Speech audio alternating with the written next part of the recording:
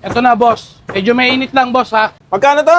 160, boss. Pag di masarap, Huwag mo bayaran sa akin, boss. tikman ko muna pwede. Tikman mo muna, boss. Ano to? Bayad tayo. Ba yan? Kamusta, boss?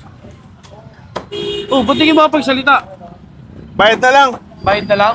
Huwag mong bayaran kung hindi ka nasarapan. Yan mismo yung hamon sa atin dito sa food tripa na dinayo natin sa South. Yung dami ng tao, yung mismo magpapatunay kung talaga bang masarap etong kare-kare na gawa mismo sa giniling na mani na may gulay at may sandamukal na toppings na bagong lutong lechon. Blockbuster din yung bumibili ng kanilang masarap na dinuguan. Pwedeng classic na tag 99, pwede ring may crispy lechon na 160 lang. Atras ka lang ng konti at matatanaw mo din yung dinudumog na beef kaldereta na may malasang sarsa at malalambot na karne. Masasabi kong isa ito sa mga food trip haven na dapat nyong madayo dahil halos lahat ng masasarap na pagkain ay andito na lahat sa kare-kare ni Balat. Sa mga dadayo ay located lang po sila sa may kahabaan ng Mariano Manabat Street, Binyan, Laguna. Open sila simula 10 a.m. until 11 p.m. daily. Nakakailang kang ganyan, sir. Kung talaga masarap yan. Boss, pang-apat na to.